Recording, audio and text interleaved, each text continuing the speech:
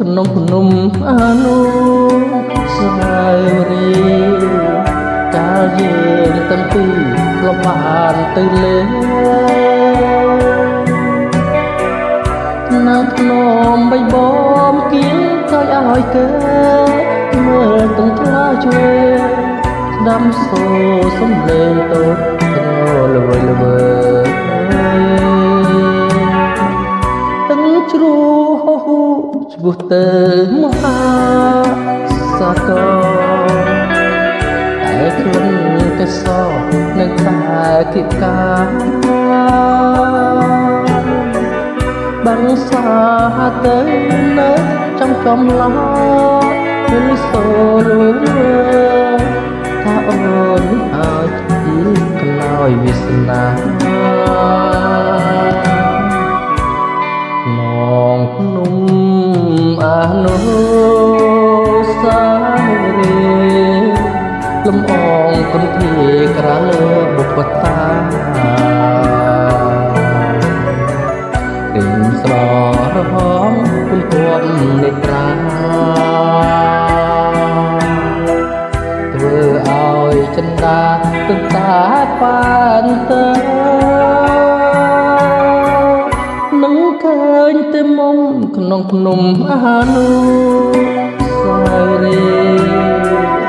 រឿងឆោមជួយពីកងសំដែងអូនបានសិច្ចាថាស្ម័គ្រសាទុកនំរនីតែចិត្តស្រីខ្លីមិនរលីឡើ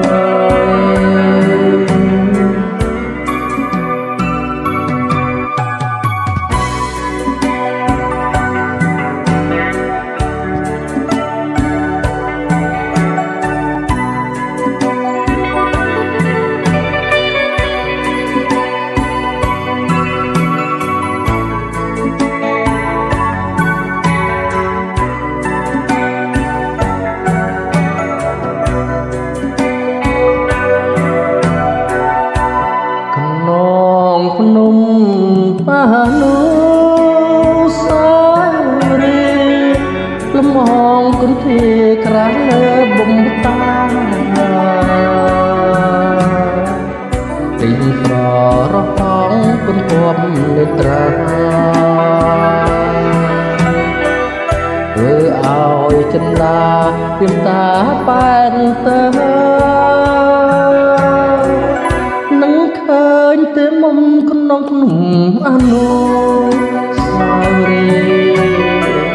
រឿងឆោមចវីអូនភ្លេចសំដីអូនបានសច្ចាថាស្មោះសា